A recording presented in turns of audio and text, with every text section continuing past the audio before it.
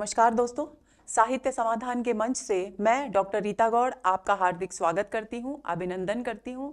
दोस्तों, आज हम आत्म मूल्यांकन प्रश्नोत्तर श्रृंखला के 16वें सत्र में आ गए हैं और पिछले सत्र से हमने आधुनिक काल में जो गद्य का विकास हुआ उसकी श्रृंखला प्रारंभ की थी और गद्य की दृष्टि से यह हमारा आज का दूसरा सत्र है। पिछले सत्र में हमने गद्य के उद्भव और विकास पर आधारित महत्वपूर्ण प्रश्नों पर बात की थी।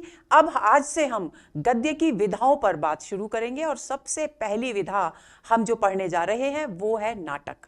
नाटक संस्कृत नाटकों की एक बहुत लंबी दीर्घ परंपरा है जिसकी विरासत हिंदी साहित्य को मिली है और कैसे मिली है, कैसे उसे आधार बनाकर नाटकों का हिंदी में विकास हुआ, इस बात को हम इन प्रश्नों के जरिए समझने की कोशिश करेंगे। तो चलिए शुरू करते हैं आज का सत्र। सबसे पहला आज के सत्र का प्रश्न है, निम्न में से कौन सी भारतेंदु हरिश्चंद्र के नाटकों की विशेषता नहीं है। दोस्तों, हमने जितने भी विकास के चरण पढ़े हैं कविता में भी वही गद्य में आएंगे और यहां भी भारतेंदु युग, द्विवेदी युग, प्रेमचंद युग कह लीजिए उसे गद्य में, और प्रेमचंदोत्तर युग या छायावाद युग और प्रेमचंद युग एक ही बात है। छायावाद युग काव्य की दृष्टि से है और प्रेमचंद युग काव्य की गद्य की दृष्टि से है। तो प्रेमचंद युग और प्रेमचंदोत्तर युग, फिर जैसे साठोत्तर कविता है वहां, यहां साठोत्तर युग आ गया। तो इसी तरह से विकास का क्रम आगे बढ़ेगा, इस बात को ध्यान में रखें। तो सबसे पहला प्रश्न किससे संबंधित है? भारतेंदु हरिश्चंद्र से, जो आधुनिक काल के जनक माने जाते हैं, सूत्रधार माने जाते हैं और जिन्होंने आधुनिक गद्य की अनेक विधाओं का सूत्रपात किया अपने साहित्य के जरिए। तो यहां पूछा गया है कि भारतेंदु हरिश्चंद्र के नाटकों की विशेषता निम्नलिखित में से कौन सी नहीं है। विकल्प है ए, भारतीय पाश्चात्य नाट्य पद्धतियों एवं वैष्णव भक्ति की रासलीला का समन्वय। दूसरा है पारसी रंगमंच का समर्थन। तीसरा है हास्य व्यंग्य। चौथा है अतीत का गौरव स्मरण एवं सांस्कृतिक पतन के प्रति खिन्नता। तो दोस्तों, भारतीय और पाश्चात्य नाट्य पद्धतियों का जो समन्वय है वो भारतेंदु के नाटकों में देखने को मिलता है और यही विशेषता हमें प्रसाद के नाटकों में भी देखने को मिलती है। वैष्णव भक्ति, क्योंकि हमारे यहाँ लोक जीवन में वैष्णव भक्ति की एक अजस्र परंपरा पहले से विद्यमान थी, जहां पर रास लीलाएं आयोजित की जाती थी, वो भी नाटक का एक रूप ही थी। तो उन रास लीला की विशेषताओं को भी यहां पर इन्होंने समाहित किया। यानी भारतेंदु के नाटकों में 3 शैलियों का समन्वय है। भारतीय शैली जो संस्कृत नाटकों की परंपरा से आती है, पश्चिमी शैली जो अंग्रेजी और यूनानी नाटकों की परंपरा से आती है, और वैष्णव भक्ति जो रासलीला लोक जीवन में विद्यमान थी वहां से आती है। तो यह कथन बिल्कुल सही है। दूसरा है पारसी रंगमंच का समर्थन। दोस्तों, जैसे अंग्रेज भारत में आए थे ऐसे ही पारसी भी एक विदेशी जाति थी जो भारत में आई और आधुनिक काल में जैसे जैसे अंग्रेजों का राज्य मजबूत होता गया वैसे वैसे अन्य विदेशी ताकतें भी यहां पर आकर अपने अपने प्रभाव को अलग अलग क्षेत्रों में जमाने की कोशिश करने लगी और उसी में से एक है पारसी रंगमंच, जो कि नाटक से सीधा संबंधित है। लेकिन भारतेंदु पारसी रंगमंच के बिल्कुल सख्त खिलाफ थे। उन्होंने कभी पारसी रंगमंच का समर्थन नहीं किया।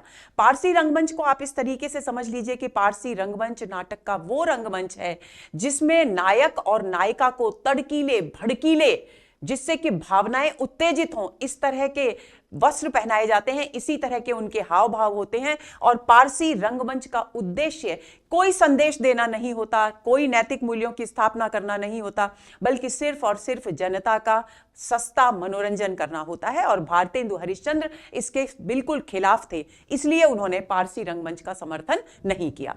हास्य व्यंग्य उनके नाटकों में है, क्योंकि उन्होंने अंधेर नगरी भारत दुर्दशा उसमें अलग अलग प्रकार से व्यंग्य कर तत्कालीन परिस्थितियों के प्रति जनता में विरोध का भाव उत्पन्न करने की पुरजोर कोशिश की।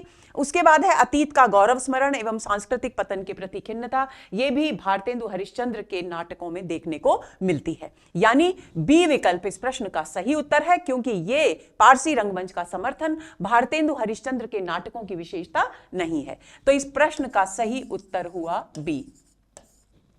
अगला प्रश्न, द्विवेदी युग में प्रमुखतः किस प्रकार के नाटक लिखे गए? ए मौलिक, बी अनुदित, सी हास्य व्यंग्य और डी उपदेश प्रधान।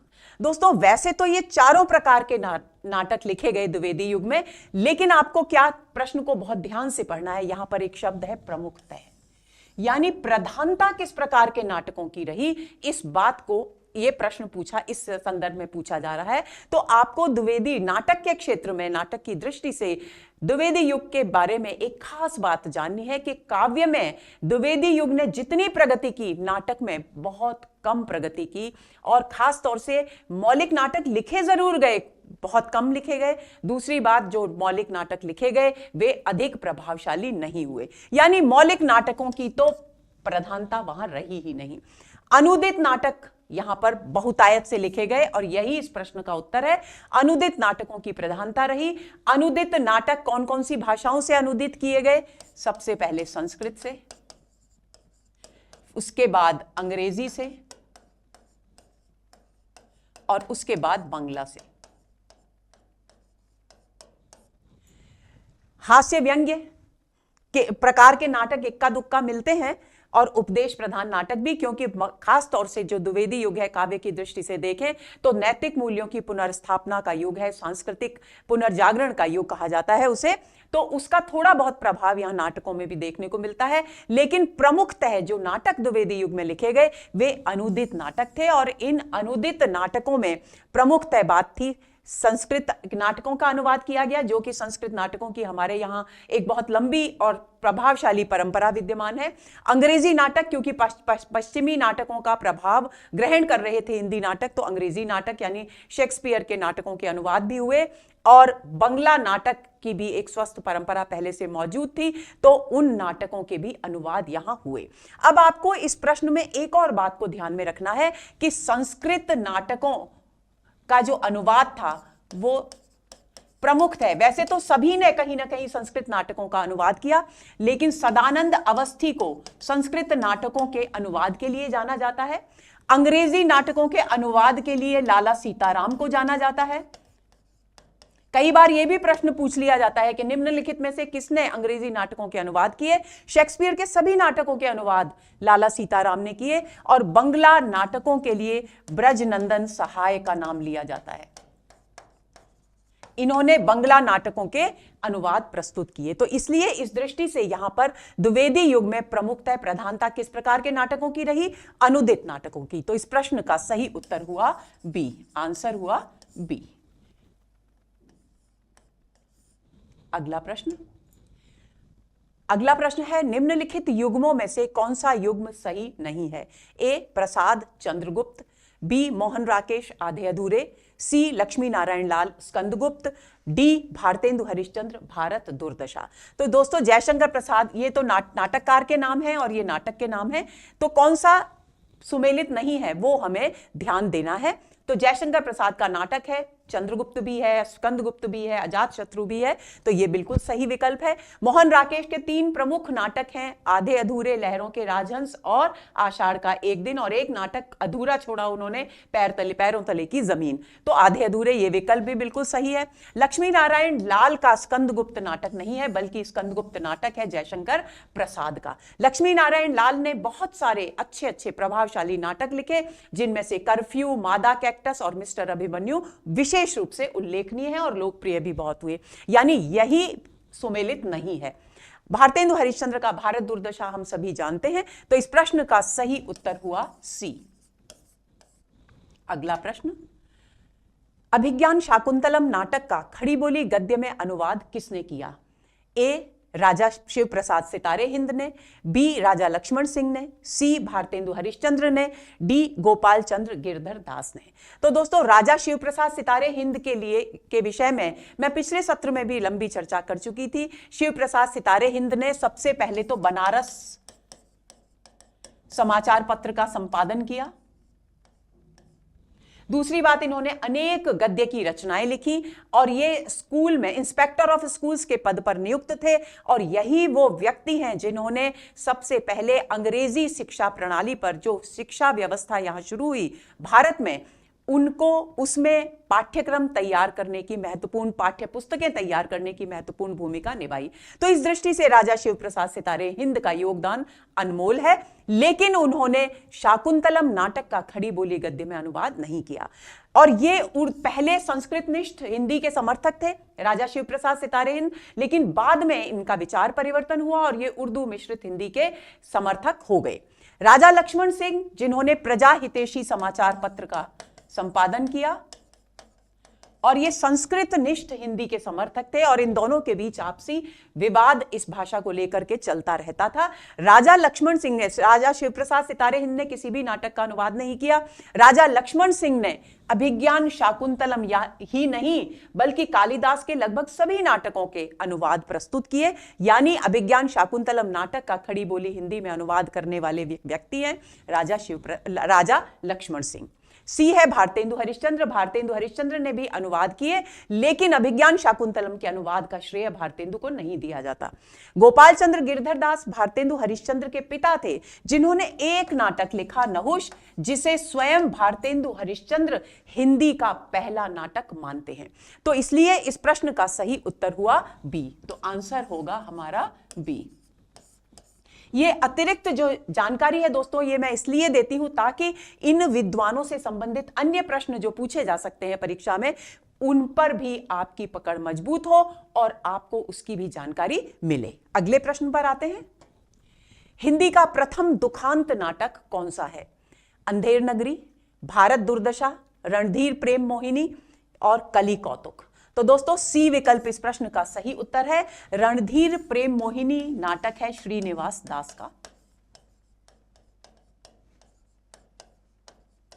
1878 में इसका रचना काल माना गया है। अंधेर नगरी और भारत दुर्दशा आप सभी जानते हैं भारतेंदु हरिश्चंद्र के नाटक हैं, और कली कौतुक प्रताप नारायण मिश्र का नाटक है।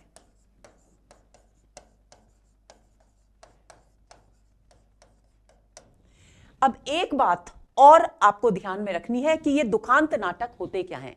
जिस नाटक में का अंत दुखपूर्ण घटना के साथ हो कि पाठक उस अंत तक पहुंचते पहुंचते दुख में डूब जाए, उसे दुखांत नाटक कहते हैं। और हिंदी का सबसे पहला दुखांत नाटक माना जाता है रणधीर प्रेम मोहिनी, जो श्रीनिवास दास के द्वारा लिखा गया। अरस्तु के विषय में हम पढ़ चुके हैं दोस्तों। यूनानी दार्शनिक थे जिन्होंने त्रासदी का सिद्धांत दिया, और त्रासदी का अंग्रेजी शब्द है ट्रेजेडी, और ट्रेजेडी का हिंदी रूपांतर है दुखांत। यानी ये ट्रेजेडी के नाटक लिखने की जो परंपरा है वो पश्चिम से हमारे पास आई, हमारे साहित्य में आई, और उसका अनुकरण, ये इस बात का प्रमाण है कि भारतेंदु युग में पश्चिमी शैली का सामंजस्य किया गया। तो रणधीर प्रेम मोहिनी नामक जो नाटक है वो दुखांत नाटकों की, यानी ट्रेजेडी यानी त्रासदी के नाटकों की श्रृंखला में पहला नाटक है। तो इस प्रश्न का सही उत्तर हुआ सी। अगला प्रश्न, निम्नलिखित में से हरिकृष्ण प्रेमी का नाटक कौन सा है? हरिकृष्ण प्रेमी 60 वर्षों के एक बहुत ही उल्लेखनीय महत्वपूर्ण नाटककार रहे हैं दोस्तों। नील देवी, रक्षाबंधन, सिंदूर की होली और सगर विजय। तो दोस्तों बी विकल्प इस प्रश्न का सही उत्तर है। नील देवी भारतेंदु हरिश्चंद्र का नाटक है, सिंदूर की होली लक्ष्मी नारायण मिश्र का नाटक है।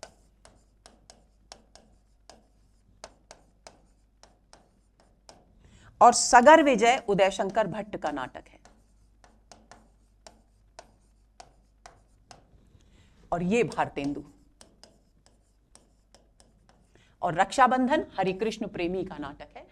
और ऐसा कहा जाता है कि हिंदू मुस्लिम एकता का भाव यहां रक्षाबंधन नाटक के जरिए नाटककार ने प्रस्तुत किया है। तो अब आपको एक बात और यहां ध्यान रखनी है, जब हम सिंदूर की होली की चर्चा करते हैं, लक्ष्मी नारायण मिश्र की चर्चा करते हैं दोस्तों, तो आपको यह भी याद रखना है कि हिंदी साहित्य में समस्या नाटकों के जनक कौन माने जाते हैं। तो हिंदी नाटकों में समस्या नाटकों के जनक हैं लक्ष्मी नारायण मिश्र। आपको ध्यान रखना है, यह प्रश्न पूछा जा सकता है।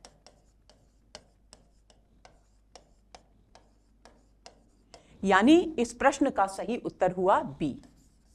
आंसर हुआ बी। अगले प्रश्न पर आते हैं। निम्नलिखित में से भारतेंदु हरिश्चंद्र का कौन सा नाटक क्षेमीश्वर कृत चंड कौशिक पर आधारित है? ए सत्य हरिश्चंद्र, बी वैदिकी हिंसा हिंसा न भवति, सी विषस्य विषमौषधम और डी श्री चंद्रावली। तो दोस्तों सत्य हरिश्चंद्र ए इस विकल्प का सही, इस प्रश्न का सही उत्तर है। सत्य हरिश्चंद्र वो नाटक है भारतेंदु हरिश्चंद्र का जो क्षेमेश्वर के ग्रंथ चंड कौशिक पर आधारित है। तो इस प्रश्न का सही उत्तर हुआ ए। शेष जो नाटक हैं वे भी भारतेंदु के हैं। वैदिकी हिंसा हिंसा न भवति ये उनका मौलिक नाटक है। विषस्य विषमौषधम एक प्रहसन है और श्री चंद्रावली उनका एक नाटक है जिसमें प्रेम और भक्ति के भाव प्रधान है और यह एक स्त्री प्रधान नाटक है। यह आपको ध्यान में रखना है, यानी इस प्रश्न का सही उत्तर हुआ ए। आगे चलते हैं। निम्नलिखित में से कौन सा नाटक श्रीनिवास दास का नहीं है? ए रणधीर प्रेम मोहिनी, बी महारानी पद्मावती, सी तप्ता संवरण और डी संयोगिता स्वयंवर। तो दोस्तों इस प्रश्न का सही उत्तर है महारानी पद्मावती और ये नाटक जो है ये श्रीनिवास दास का नहीं है बल्कि राधा कृष्ण दास का नाटक है। तो इस प्रश्न का सही उत्तर हुआ बी। अगला प्रश्न, निम्नलिखित में से भारतेंदु का कौन सा नाटक प्रबोध चंद्रोदय की प्रतीकात्मक शैली से प्रभावित है? ए अंधेर नगरी, बी विषस्य विषमौषधम, सी भारत दुर्दशा, डी वैदिकी हिंसा हिंसा न भवति। तो सी विकल्प इस प्रश्न का सही उत्तर है। भारतेंदु हरिश्चंद्र का जो भारत दुर्दशा नाटक है उसमें प्रतीकात्मक शैली में अंग्रेजी राज्य की जो अव्यवस्थाएं थी, जो शोषण की प्रवृत्ति थी, उन पर व्यंग्य किया गया है, उन पर चोट की गई है। तो सी विकल्प इस प्रश्न का सही उत्तर है। आंसर हुआ सी। अगला प्रश्न, निम्नलिखित नाटककारों को उनके नाटकों के साथ सुमेलित कीजिए। इस तरह के प्रश्न अक्सर परीक्षाओं में पूछे जाते हैं। तो इधर नाटककारों के नाम दिए गए हैं, यहां है नाटक। तो भारतेंदु हरिश्चंद्र, राधाचरण गोस्वामी, प्रताप नारायण मिश्र और बालकृष्ण भट्ट। और यहां है महारानी पद्मावती, संगीत शाकुंतल, अंधेर नगरी, अमर सिंह राठौर और नल दमयंती। तो भारतेंदु हरिश्चंद्र का आप सभी जानते हैं नाटक है अंधेर नगरी, राधाचरण गोस्वामी का नाटक है अमर सिंह राठौर, प्रताप नारायण मिश्र का नाटक है संगीत शाकुंतल और बालकृष्ण भट्ट का नाटक है नल दमयंती।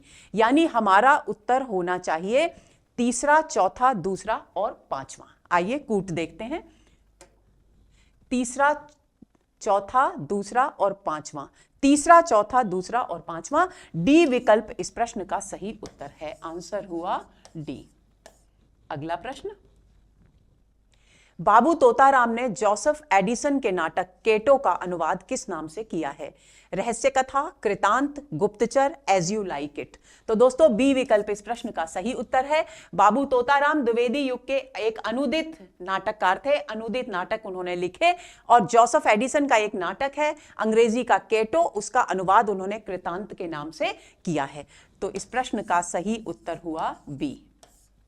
अगला प्रश्न, शेक्सपियर के सभी नाटकों का हिंदी अनुवाद किसने किया? ए मोहन राकेश, बी लाला सीताराम, सी विद्यानिवास मिश्र, डी भारतेंदु हरिश्चंद्र। तो दोस्तों अभी मैंने चर्चा की एक प्रश्न में, बी लाला सीताराम सही उत्तर है। अंग्रेजी नाटकों के अनुवाद, श्रेष्ठ अनुवाद लाला सीताराम ने प्रस्तुत किए और शेक्सपियर के सभी नाटकों के यहां इन्होंने अनुवाद प्रस्तुत किए। तो इस प्रश्न का सही उत्तर हुआ बी। अगला प्रश्न, भारत दुर्दशा नाटक की रचना के पीछे भारतेंदु का क्या उद्देश्य था?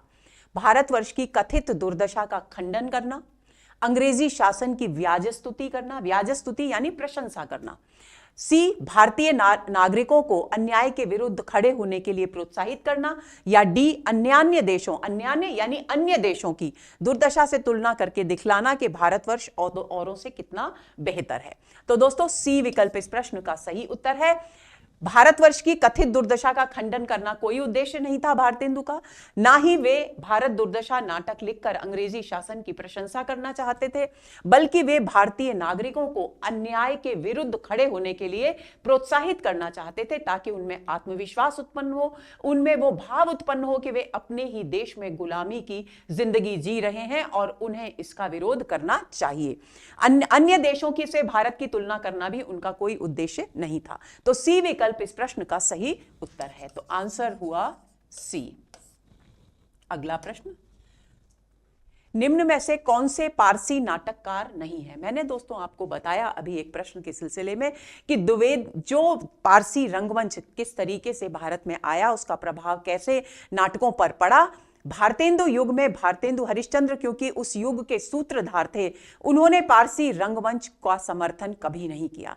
लेकिन दुर्भाग्य से द्विवेदी युग में पारसी रंगमंच बहुत अधिक लोकप्रिय हो गया। यानी यहां पर एक तो अनुदित नाटकों की प्रधानता रही, दूसरी बात यहां पर पारसी रंगमंच बहुत अधिक प्रभावशाली रहा इस युग में।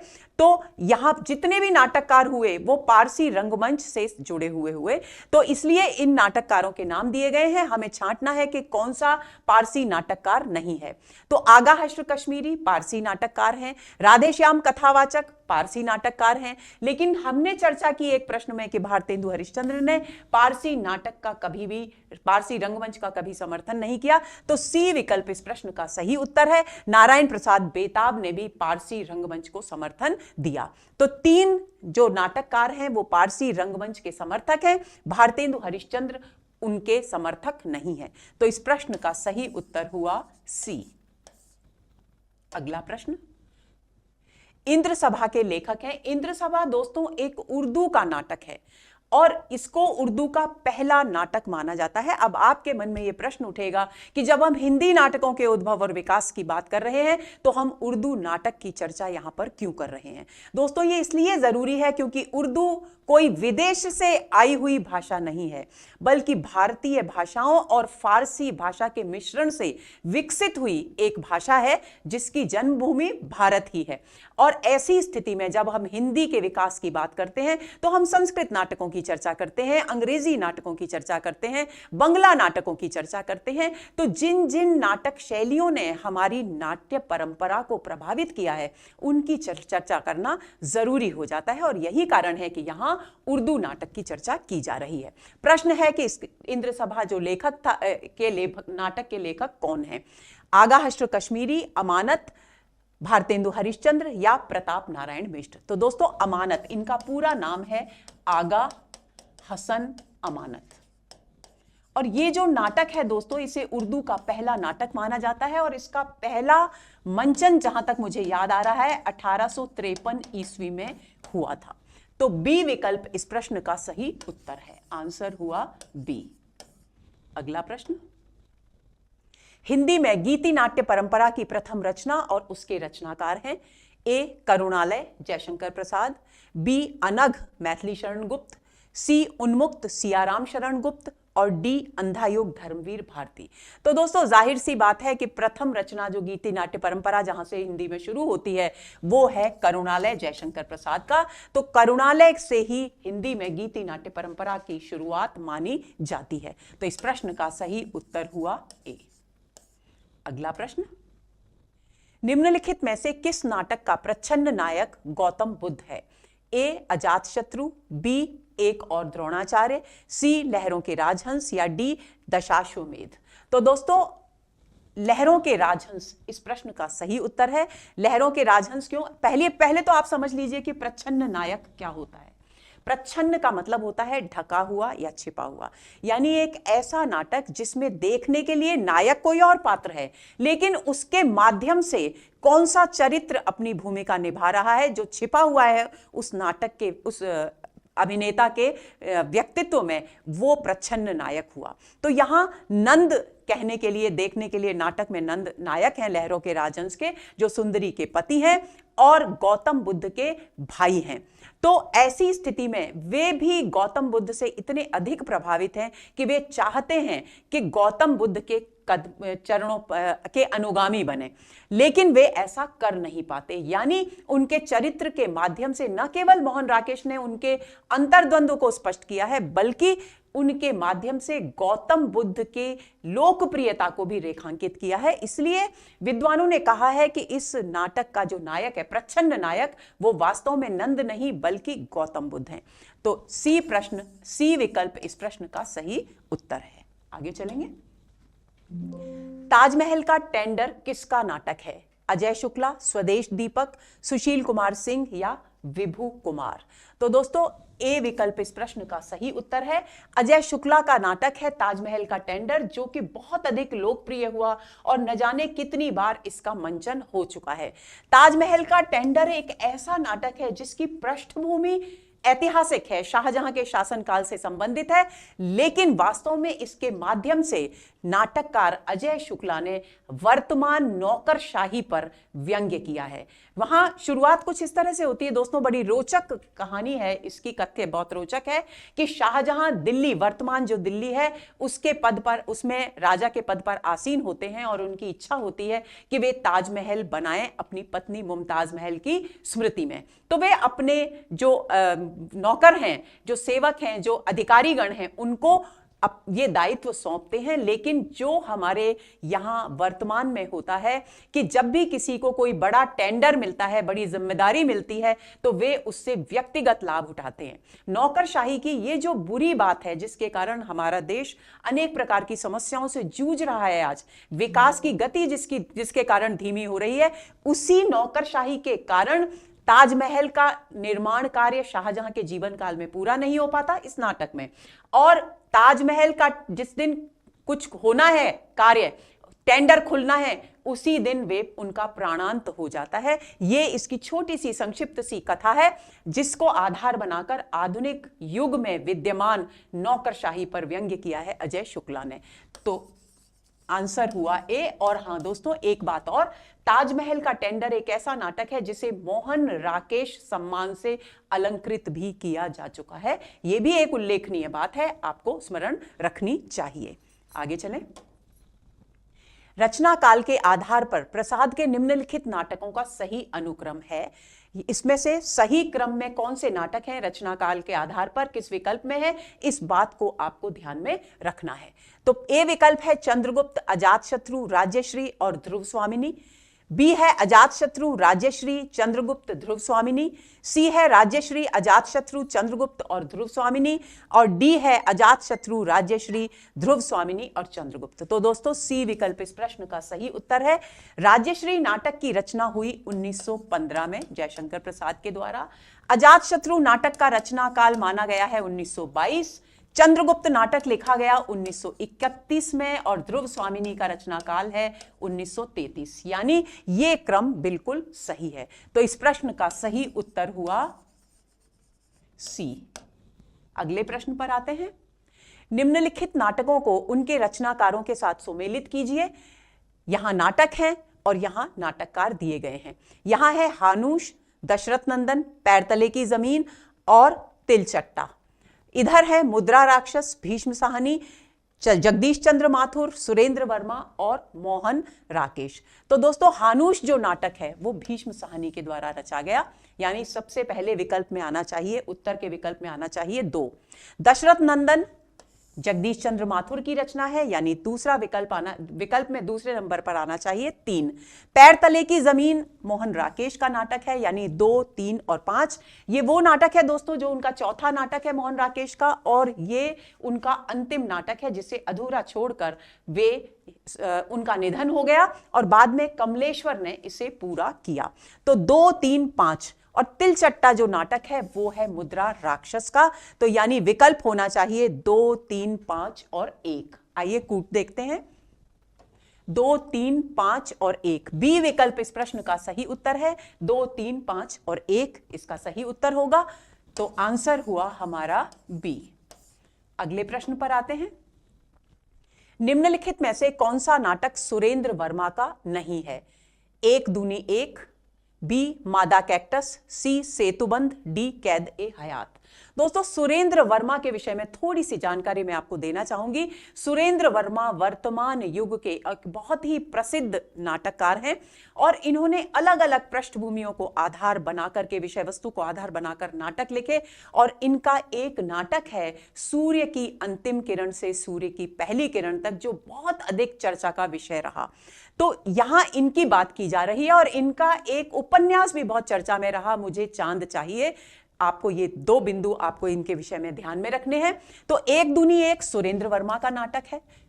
मादा कैक्टस सुरेंद्र वर्मा का नाटक नहीं है, यह है लक्ष्मी नारायण लाल का।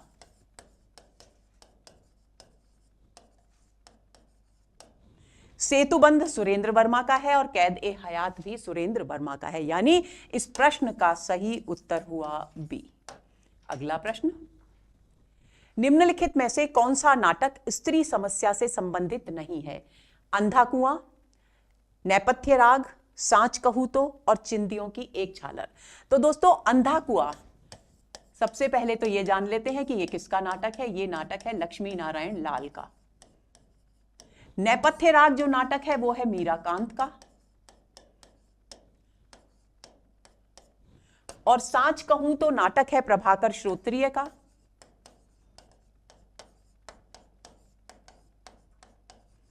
और चिंदियों की एक झालर नाटक है अमृत राय का। अमृत राय जो प्रेमचंद के पुत्र हैं। तो अब हमें बताना है कि इनमें से कौन सा नाटक ऐसा है जो स्त्री समस्या से संबंधित नहीं है। तो दोस्तों अंधा कुआं, नेपथ्य राग और सांच कहूं तो ये तीनों नाटक स्त्री समस्याओं से संबंधित हैं, लेकिन चिंदियों की एक झालर स्त्री समस्या से संबंधित नाटक नहीं है। तो इस प्रश्न का सही उत्तर हुआ डी। तो दोस्तों ये हुआ हमारा आज का सत्र, जिसमें हमने नाटक के उद्भव और विकास के कुछ एक प्रश्नों के जरिए नाटक के उद्भव विकास को अच्छी तरह से समझा। उम्मीद करती हूं कि सभी सत्रों की तरह ये जो सत्र है ये भी आपके लिए बहुत अधिक उपयोगी और मार्गदर्शक सिद्ध होगा। अगले सत्र के इंतजार में रहिए। नमस्कार।